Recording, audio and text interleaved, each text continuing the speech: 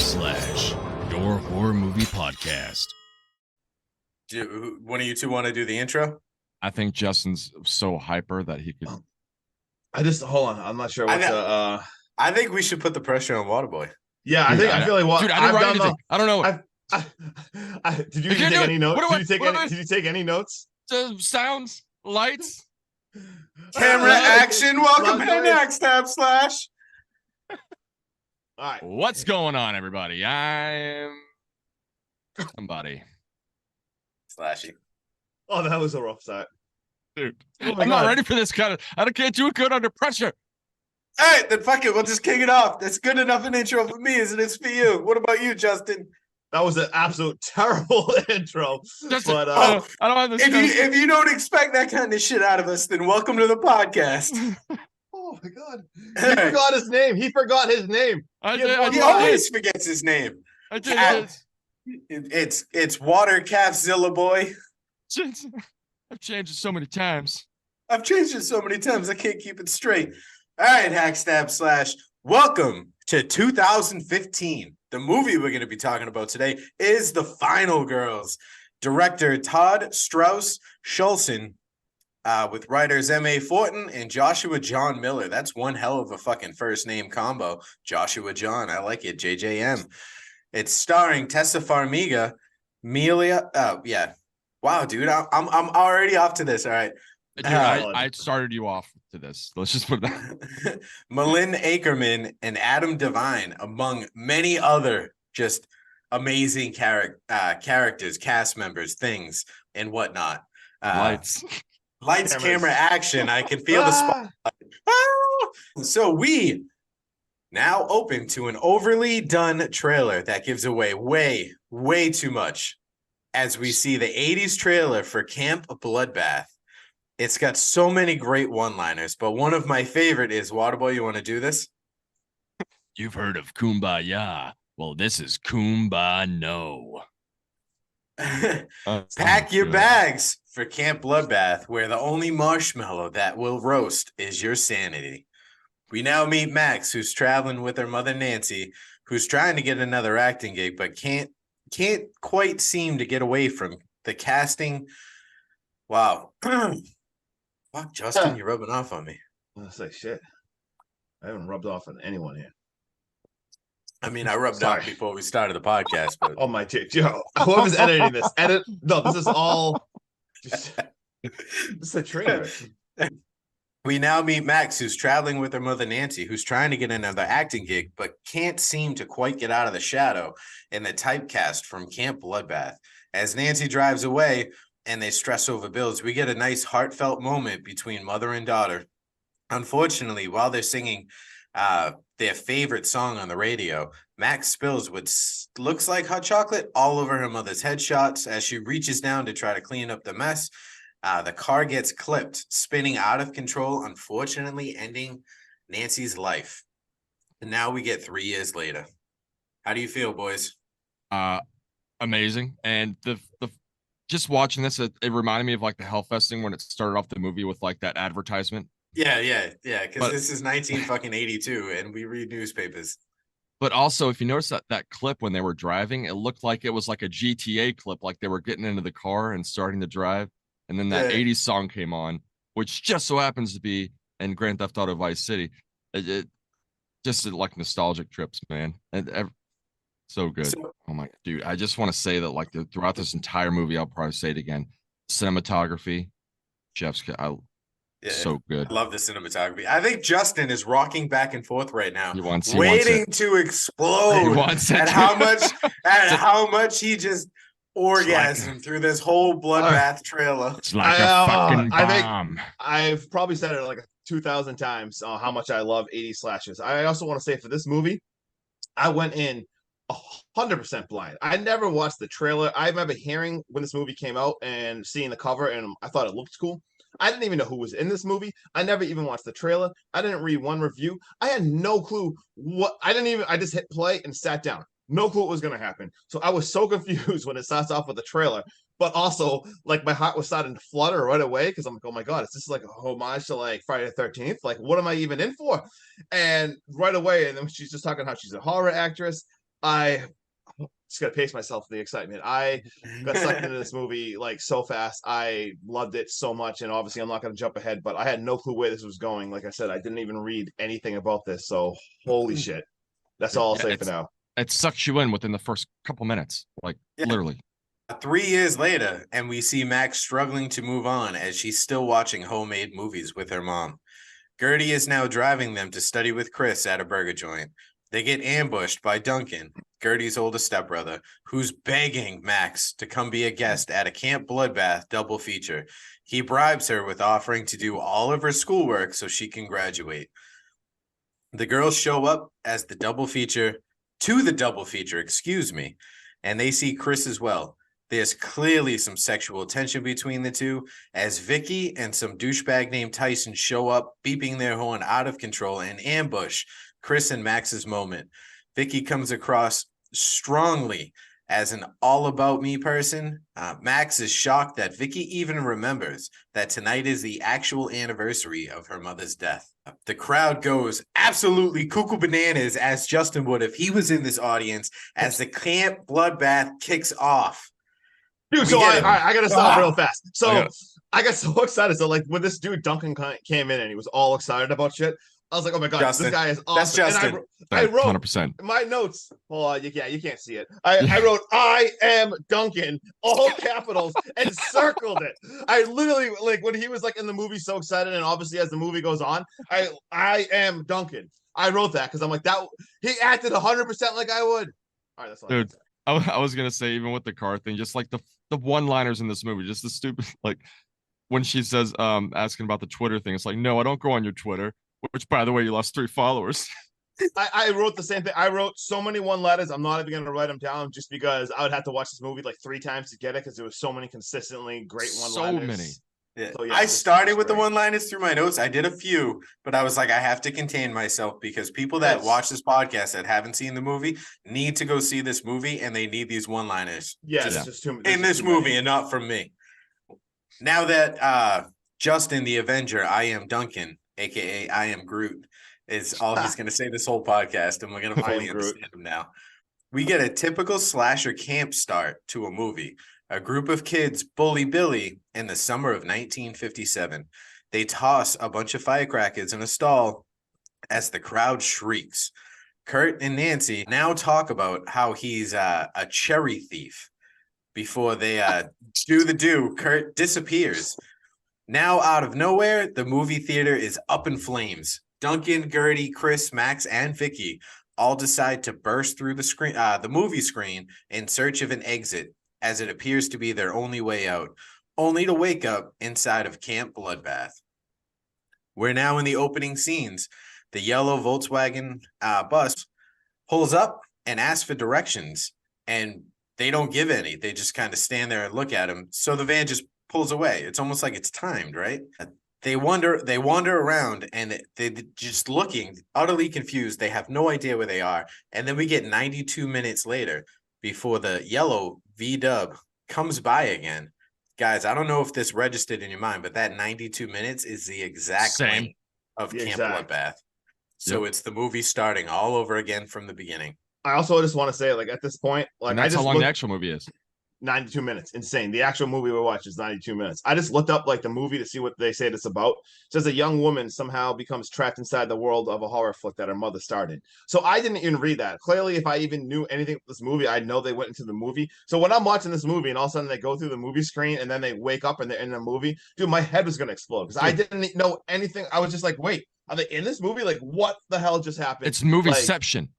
Like, it's a movie within a movie within a movie, bro. It's crazy. Oh, man. Whoa.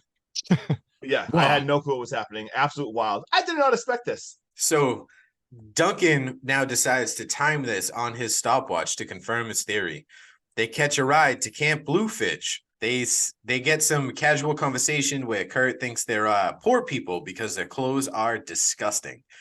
We do, however, get like a really cool scene where Nancy's wakes up in the back when they get to Camp Bluefish. And you can see that like Max's heart is just ripped wide open because she's seeing her mother again for the first time in 3 years.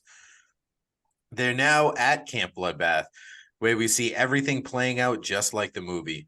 Kurt is an absolute fucking riot. This guy and his like little one-liners and digs. Fun bags, melons, aka boobies. Guys, did you know he's got karate techniques where he's fought so many times, like 7 times? The group wants Kurt's van, and as they try to convince him, he just like gets pissed off and he's like, no, and just throws the keys into the woods.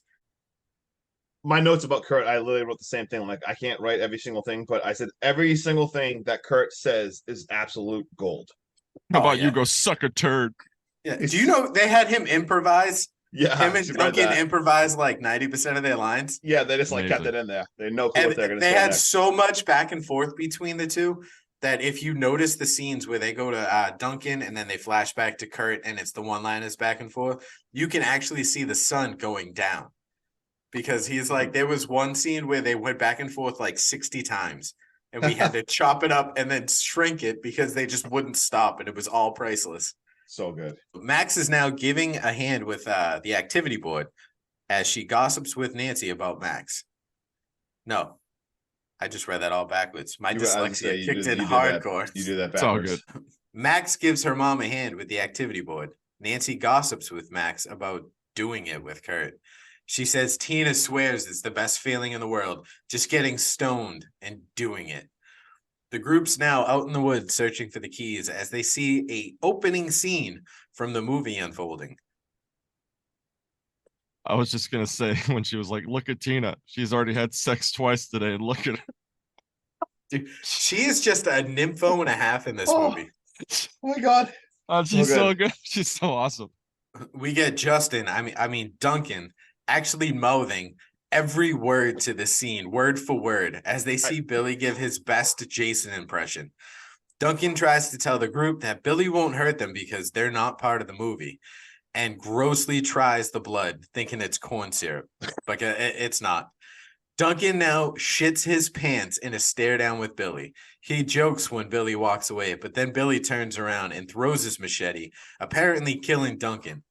The group runs, but gets stuck in a loop that goes absolutely nowhere as they just run by the same scene over and over and over again.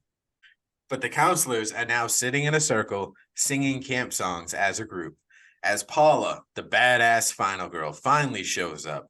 The group comes up with a plan as Vicky calls Max delusional and she gives her like shit for thinking that she can get her mom out and just everything. Dude, guys, I just hate Vicky so much.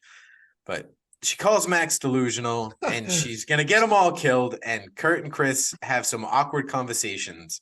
And I actually have this written down. You ready? Mm-hmm, let's do it. It's probably the same thing I wrote down. Kurt, what are you, a fag? Chris, my dads are gay, so shut the hell up. Oh, yeah, right. Gay guys can't have kids. They're too busy going to discos and having sex with each other. It's actually a pretty cool lifestyle. Word for word, what I wrote down. And then Kurt just casually asks, what's the deal between Chris and Max? Because he wouldn't mind bench pressing her with his dumbbell. Dude, just the dialogue that Kurt has this entire movie. Yep. Like I said, I couldn't even write it down. I'm so glad you did because I actually forgot about that one because I literally just wrote every single thing he says is gold. Oh, well, Genie's already out of the bottle. Make a wish. Oh my God, that too. That sex scene. So Vicky is now making a bowl of booze for a slumber party with Paula. And she asks casually, where are the chainsaws? Because what's about to go down at this camp isn't going to be very pretty. Max burst in on Nancy trying to set the mood with candles for her special time with Kurt. Kurt shows up and pulls his genie out of the bottle and tells the girls to make a wish. Gertie lets out just an ungodly scream. Everyone comes running and she tells them all to lock the windows and close the doors and that Billy can see them. The counselors gather and they tell the story of Billy. And the whole room morphs into a black and white flashback. Like, this was a pretty cool scene. Like, the drip and, like, how everything changed. Loved it. I love Legends. Bigfoot, Bon Jovi. Yeah. Oh, my God. I love that, too, until she dropped the Bon Jovi thing. I was like, oh, my God. I love Legends. I'm like, this is absolutely awesome. And then I wrote, when they sucked into the flashback, let's fucking go. Oh, my God. I love this movie so much. Deep breath, Justin. My ranking so far is 11 out of 10. He's going to pass out. That's my It's actual so notes. good. Ooh, sa. All right, so now we are back in the summer of 1957, and we get a cool origin story of Billy and how he slaughtered 8 counselors, one for each month he was in the hospital. They finally come out of the flashback, and Gertie is covered in blood as the camp counselors take off running and screaming in every direction. Duncan comes out of the woods, but is instantly hit by Paula and Kurt, who are driving away. They kill Duncan and crash their car. Kurt gets shot through the front window and gets absolutely folded in half. Paula's car now explodes, killing her as well. The final girl is now dead. Oh my god, dude. They are off script. They are off script. It is uncharted territory from here on out, boys. The group now has to find a new final girl. They realize you have to be a virgin, and Max is the only virgin. Nancy, however, steps up, though, because she's a virgin as well, because she did not have sex with Kurt, if you guys remember. Vicky is a bitch and just tells her that she's not final girl material, and she's just part of the body count. Like, how this girl, Vicky, has just been driving me nuts the entire movie. I must just say though, she's very self-aware. For her to realize, like, I did love to see when she's like, "I'm the mean girl in the '80s horror movie." Like, I already overstayed. Like, I love that she knows how terrible she is, and she just says it, and she's like, "I stayed too long." Like, I'm like clearly, like we know what's going on. Like, I'm way past my fucking my expiration date in this movie. All right, well, she was saving herself for George Michaels. I forgot about that too. See, there's too much dialogue. That's too funny. So much, dude. There's just so much.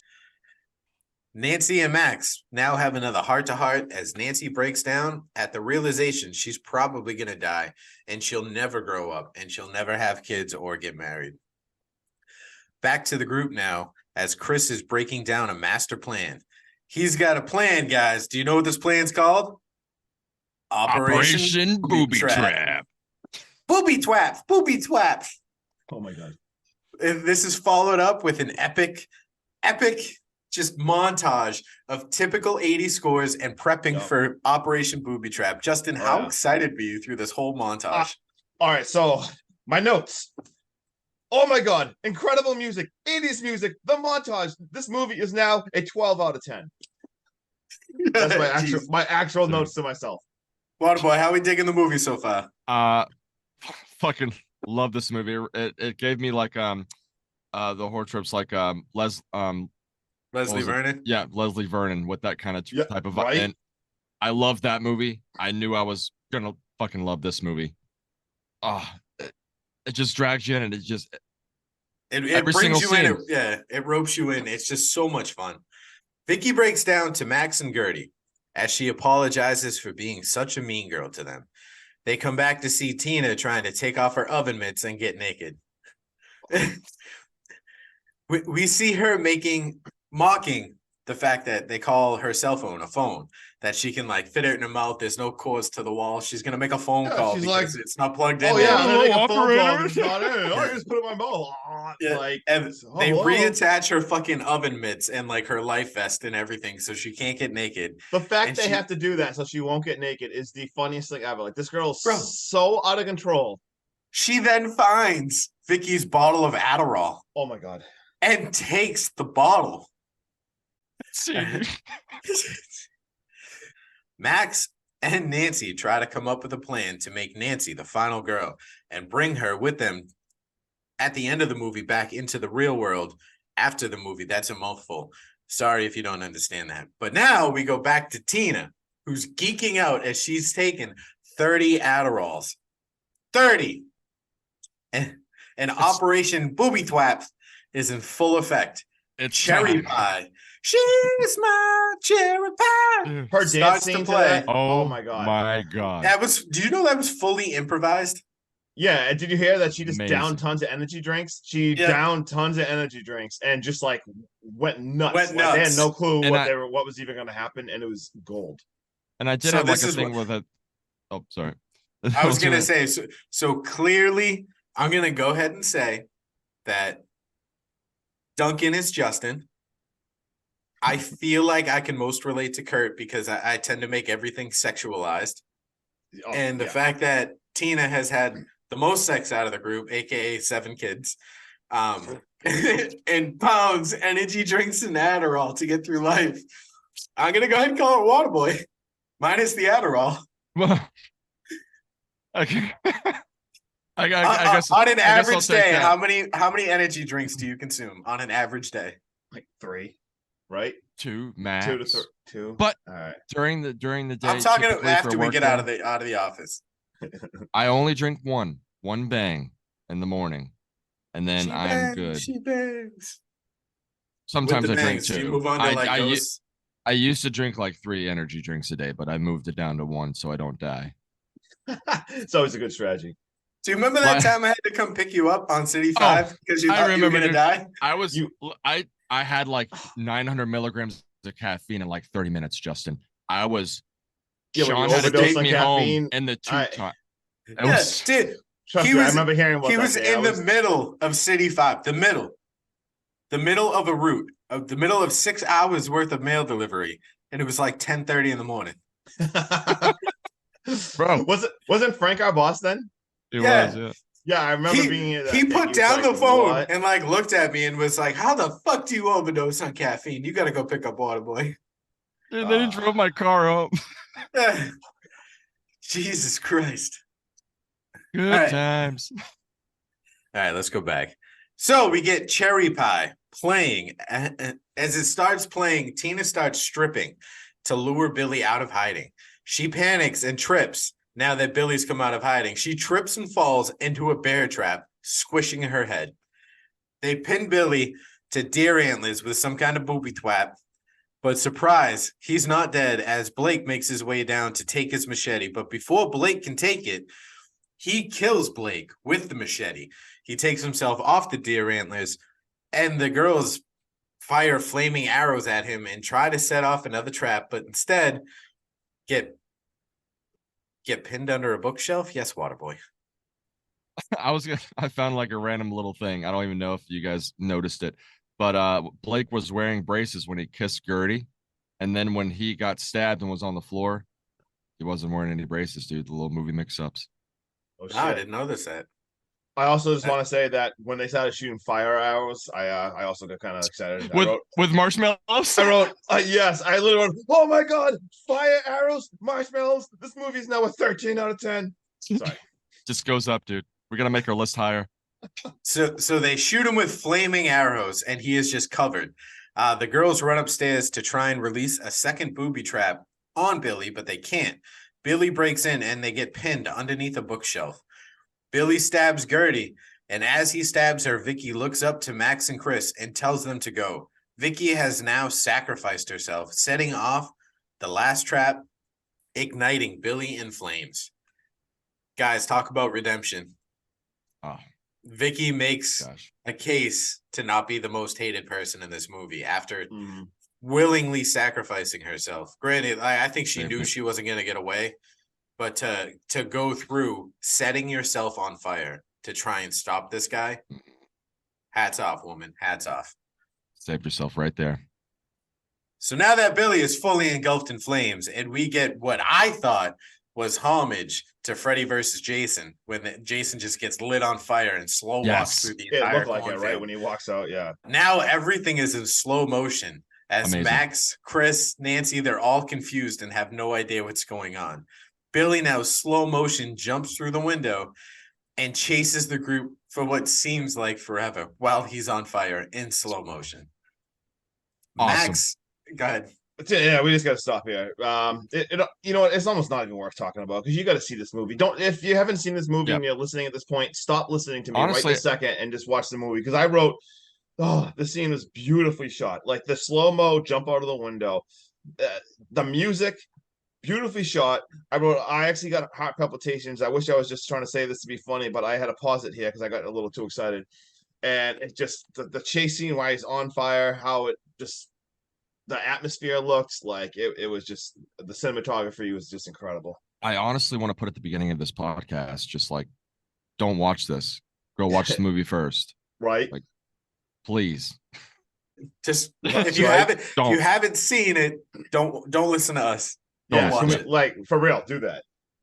Alright, so now slow motion seems to end as Max panics and gets Nancy to start talking about a flashback for Billy. They go back and Billy gets run over by the boys chasing Billy in the flashback. The group follows young Billy into the woods. They end the flashback and they try to get away from Billy. Instead, he stabs Chris and takes Nancy off into the woods. Guys, this flashback seems fucking wild. Like It was just brilliant too. yeah. Just for The them to transitions- realize to get into the I literally flashback have was that. The brilliant. transitions are amazing. It was brilliant. Yeah, awesome scene. And the fact that they follow him to where he like hid out, and then we see him like just guys, just watch this. We can't do it justice talking about it. Max and Chris now make their way to an abandoned church where Chris is trying to convince Max that Nancy is dead. She's gone. It's not worth risking your life to try and go get a movie character. Max ain't hearing any of this shit as she goes out and she's willing to face Billy. She makes her way out to like start hunting Billy. And like you guys said, the cinematography, tell me this scene wasn't amazing. Like you could tell this was a set piece and not outside, but it was just fantastic with the backdrops, the fog, the walking out. It just, That's what I mean. Great. It looked like you could tell it was like it just fit. Like you could tell it was all not real, but it looked like added. It made it incredible. The use of CGI with the clouds and like the lightning and everything, it was just awesome. It just It like looked awesome. The colors. reminded me- Oh, was it reminded me of, CGI like the old with like 80s. some of that stuff though? Because it feels like back in the 80s when it had to be practical. they did some use of- a lot of. They did use CGI in this. I did Yeah. read. Oh that a yeah, lot. they used a lot. Yeah. Yeah. Max now shows up at the abandoned cabin that appears to be Billy's home. Max makes her way through this cabin of horrors and sees all the dead counselors that Billy has killed throughout this movie, and sees Nancy, who's still surprisingly alive. Both Nancy and Max are now battling Billy. Billy stabs Max in the guts, and Nancy quickly returns the favor. The girls make their way back to the church. Max and Nancy have another heart-to-heart where Max reveals that Nancy is really her mother. Nancy now decides she's going to go off into the night and she's going to have a showdown with Billy. So Nancy goes off into the night to find Billy as Betty Davis Eyes starts playing in the background. Can I just pause for 1 second? Before we get into that next scene, it's so much goodness in this. I just want to say, like, when Max got like slashed, I'm like, oh my god, she got stabbed. No, she got hacked. She got slashed. Hey, that's our name. Sorry, my notes are out of control. I like, I don't know if you guys write notes like this, but then the next scene when they were talking, I wrote, damn it, now I'm emotional. I did not want to feel feelings. What is even happening? Then when they talk, I'm like, damn it, take me now. I volunteer. It's a roller coaster. Gold. I wrote, I volunteer as tribute. Yeah, that's what I wrote. I volunteer. This Tribute. scene is gold. You know what? 14 out of 10. Sorry. It just keeps getting higher, dude. Oh, All right, so Nancy's now dancing in the rain to draw out Billy. Billy comes out and kills Nancy as she has sacrificed herself to make Max the final girl. Max, surprisingly, just like in an 80s movie, now has the strength to battle Billy as he's just fucked with the wrong virgin. As this epic Matrix-style battle rages on, Max power slides and then jumps up and she cuts Billy's head off. Flawless victory. Fatality. all right. Can I talk again? Go ahead. All right. So when Nancy goes out there and she's like dancing and everything, I just wrote my notes. I wrote imagery. My God, it's beautiful. Also, you know what? I love Malin Ackerman. The whole world needs to know. I absolutely love her. And then when Max went out there and fought, I was like, are you kidding me? She like grabbed the machete, tossed the machete. She even had a one-liner, and I wrote 15 out of 10. It's just my head's gonna explode. Amazing, dude. The use of the Matrix slider underneath that freaking knife. Right? Amazing. Dude, it's so wild how, like, we know that they're transported into a movie because in real life, she can't do this shit. But Yeah. because she's in the movie, you can pull this stuff off. And it was like literally almost set up like a fight in Mortal Kombat or like Tekken Yeah. or something like that. It was Awesome. Yeah, the second I seen her decapitate him, the first thing that went off into my head was flawless victory. Max wins. So Chris makes his way out of the church, who's surprisingly not dead. I thought he was dead. Yeah. You know, when they got back to the church, they said his name and that was it. I figured he was dead. But Chris now makes his way out of the church to Max as the storm ends, and they see actual rolling credits in the sky. Dude, The did it remind you of scene- like the Evil Dead when that rised up the way that Yeah. credited? Yeah. But dude, it was legit credits, 80s credits in the sky that they could see and read, the cast and crew. And then the whole screen just goes blue. You get a rated R content with like all that shit in there. And then they share a kiss as the movie ends. And then the reel just goes absolutely fucking haywire. Like it's on an 8mm projection and the reels run out, the screen goes white. Like, you know, back in the day that used to happen, or you'd see that in movies or as an effect. That happens and it goes haywire. And then we just get an unreal white blinding light. Max wakes up now in a hospital bed along with Chris. We think they finally made it out of the movie. And we hear a bunch of giggling and all that stuff. She rips open the curtain and she sees the gang's all here. They've all made it back. Gertie, Vicky, and Duncan, they're all sitting on a bed and eating Jell-O as Duncan shows off his scar. Clearly something Justin would do. Let's go. They say they've all made it. They're back at the hospital. Like, it's good. She looks down. She sees she's still got the bracelet that her mom made her. It's a really nice scene. And then they make their way out into the hallway and they get this. They see the doctor and the nurse like flirting and kissing. And then it zooms in and you see the Tetris cube. You see the fucking gremlin. You see all these little 80 knickknacks that are scattered around the hospital. And they realize they're not out of the movie yet. And Duncan, aka Justin, goes fucking ballistic as Billy jumps through the window and enters the hospital. And he goes, "We're in the sequel. We're in the sequel." It's so much better than the first. And then it just ends. Just Oh my gosh. I And then do the have ending credits, dude. It's got like all behind the scenes and stuff. it's cool. I love seeing stuff like that. I just want to read my notes to backtrack for a second. I do actually have like a real legit rating at the end of all my insanity. But when they wake up and I thought it was a dream, I was like, oh, it was all a dream. Weird shit. Don't even cop out with that. No, that can't be real. And I knocked it all the way down to a 10 out of 10. Then I went, wait, it isn't a dream? This actually happened? 13 out of 10. And I'm like, oh my God, Duncan, a sequel? You guys so excited? Okay, now it's a 15 out of 10. But sorry, I'll have a real rating after. But yeah, okay. I fucking absolutely love this movie. And I actually have, after I finish those closing scenes, like, please watch the end credits. Please watch the outtakes. Yeah. Oh, fun. I love movies like that when you just see front. It was awesome. Just the fact that like it registers in your head after he breaks through the glass, that when they jumped into the movie, this was a double feature. This was Camp Bloodbath 1 and 2.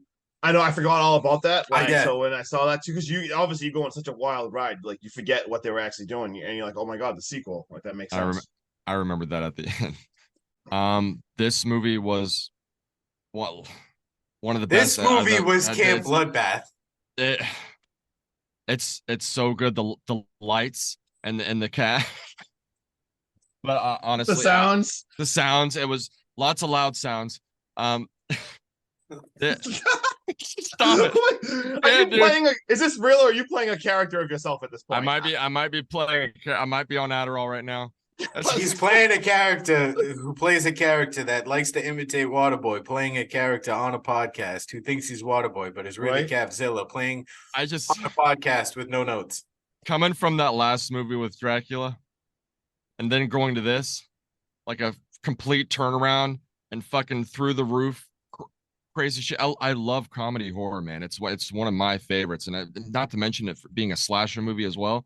Like they did this movie perfect. I believe it deserves so much more, and especially even I don't know if you had the budget, but it was only a $4 million budget for this movie, which isn't much in the scheme of movies. Oh God, no! Insane for what they did with this. The cast, awesome. Everything was awesome about this movie. I have no complaints. I could watch it again for sure.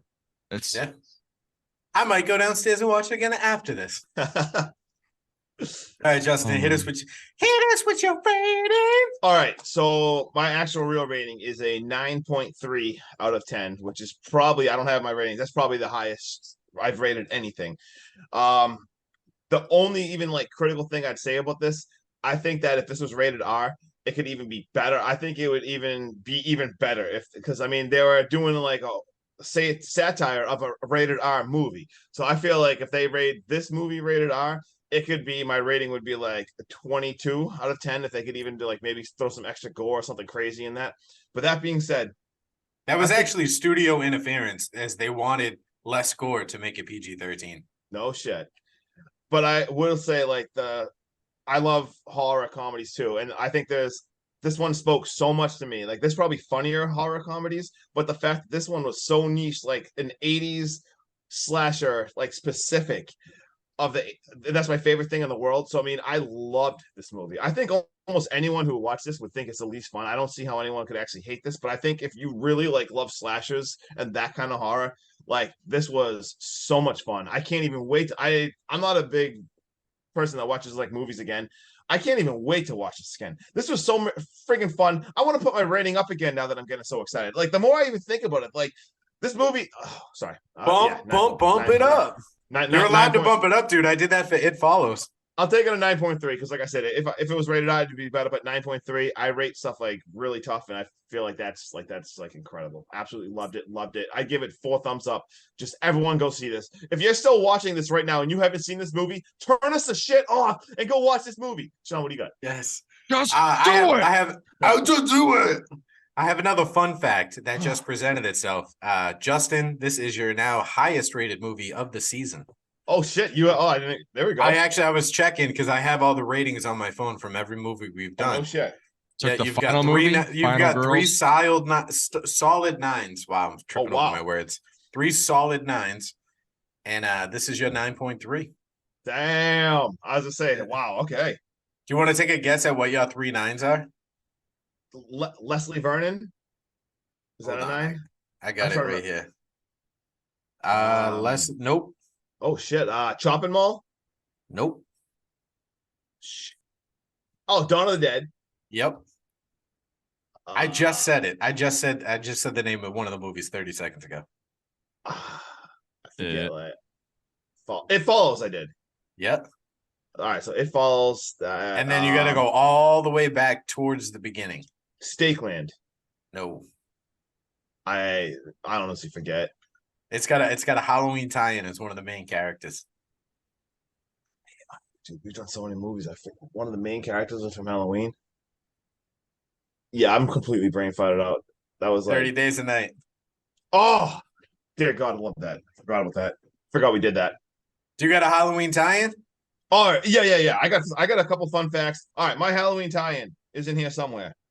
Hold on. Do you want to do your rating? Yeah. When I saw my notes, do your rating. All right. So my closing thoughts. This movie scratches all those nostalgic itches you crave when wanting a pure 80s cheese horror movie, slasher, just the whole 9 yards. It's a movie that has some jump scares and some pretty intense kill scenes, but it has just the right amount of comedy sprinkled in so it doesn't leave you having nightmares or wanting to sleep with the lights on. If they ever make a sequel to this, I'd be more than 1000% all for it. The score is amazing and captures great songs like Betty Davis Eyes. Also, the cinematography is on point, as well as the set design. The fog in some shots, played with the moonlighting and thunder, is just so well put together. Also, if you can, I highly recommend watching the credits, as the outtakes are absolutely hilarious. There's even one scene where they bring Kurt back, and he goes, "All my bones are broken. Not that bone. That bone's my penis." So all in all, I'm going to rate this a 9.5 out of 10.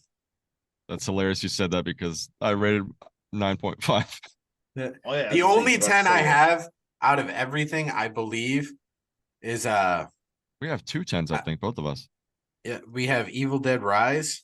And honestly, I mean, do you think Evil Dead Rise was a 10? I think, or do you think we got caught up? I think I got caught up. I think we we were got caught up hyped. We because were too hyped. we saw it in Boston. Don't get me wrong, I still like that movie, but I think we just got a little overhyped because we went to see it like the early screening. The It was day and like the experience was a 10. Yeah, that's the thing. The overall experience, Yeah. I will never like going with you two to Boston to see all that shit. Getting it, like the whole experience was like a 10. Like that was a badass experience.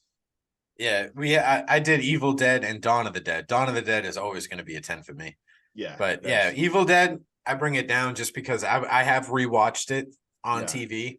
But I think the theatrical experience with it and you guys going into Boston and all that stuff is what made it a 10. Same. That's I probably bring that down to like an 8.59 because it's still same. gory as shit in such a No, wild it's still ride. awesome. I was gonna say I wouldn't even give it a 9, but it's definitely in the 8.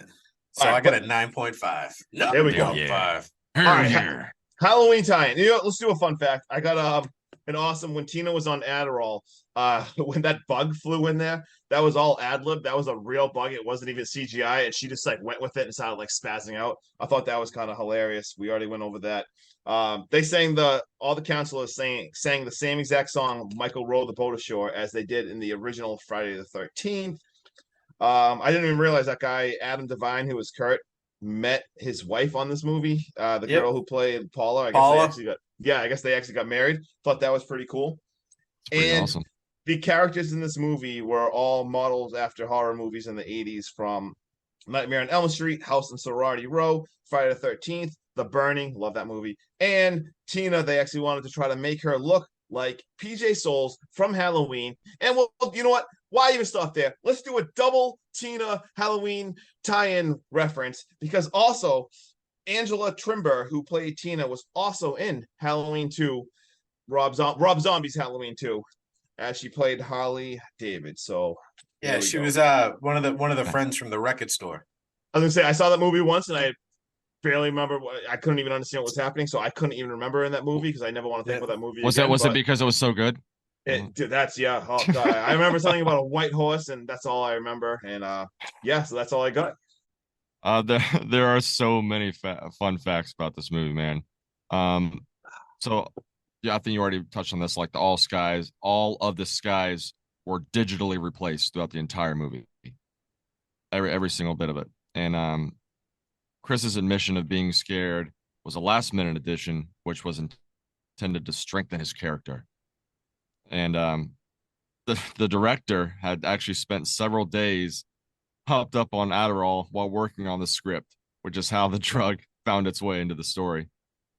What? So there we go. All right, guys. If you watch the deleted scenes, like I have this on DVD, so I watched the deleted scenes. Most times you get an alternate ending, which this movie does have. But in this one, you get an alternate opening. It's basically just a longer scene, a more heartfelt conversation between Nancy and Max driving to the audition. And you get more looks at Nancy, like trying out for the audition, like prepping before she goes in. You also see her, Max, look down at her cell phone, and there's actually Vicky sending her pictures of what appears to be her and Chris with Max at like prom or homecoming or something, like showing that they were really tight back before like all this happened. The film was conceived and co-written by John Joshua Miller as a way of dealing with the death of his dad, Jason Miller, who had starred as Father Karras in The Exorcist 1973. The original script, the kids begin undergoing physical and psychological transformations after they entered the film.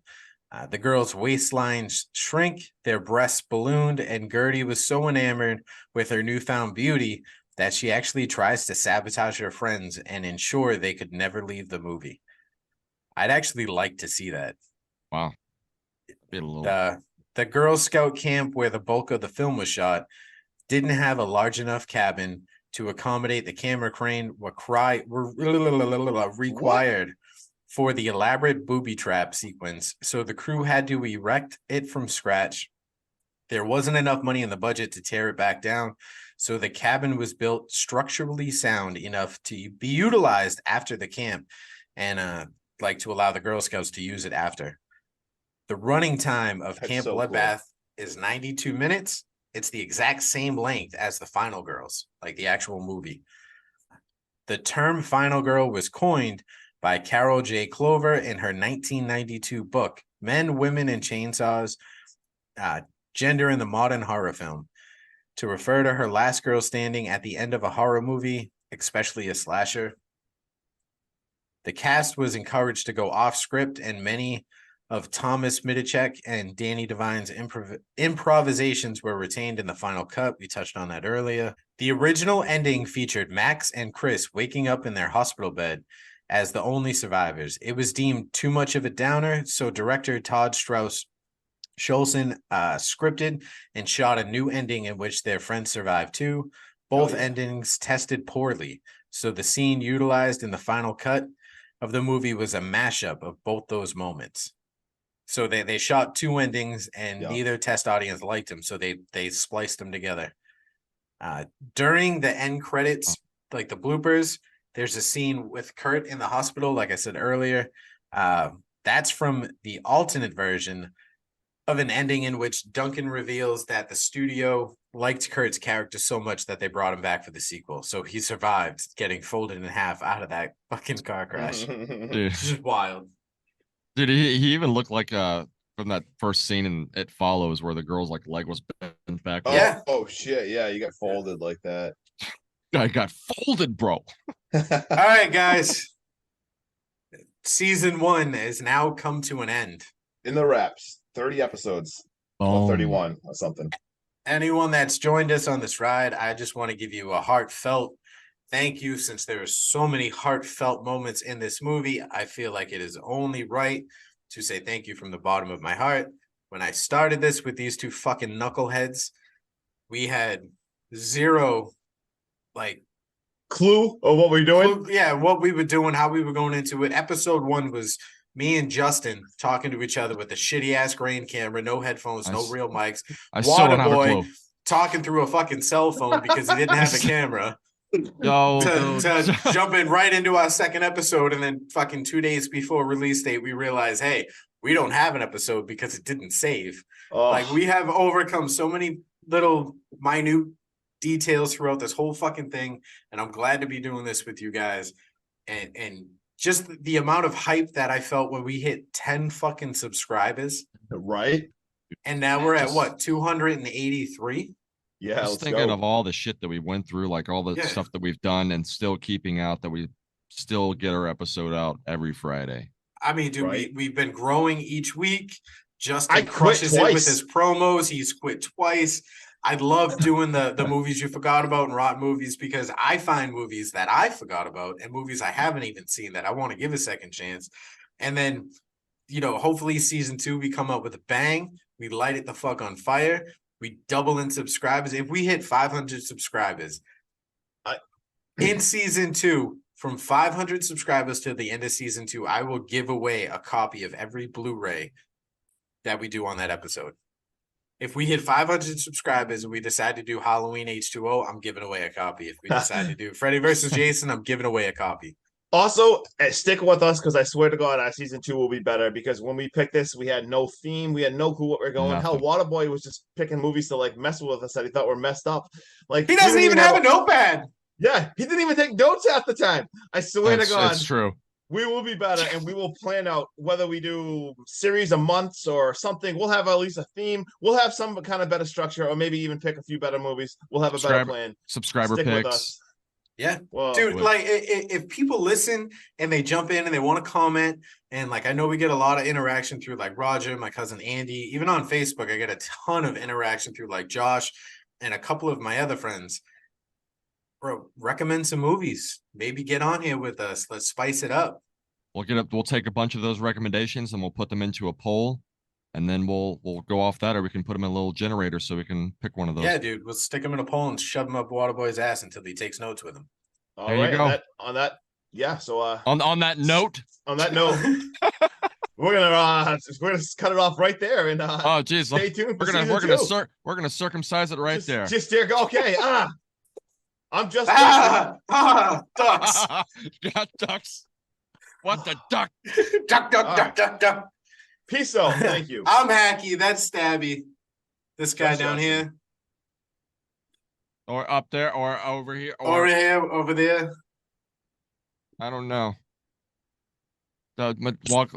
Madonna. All right, peace out. Later.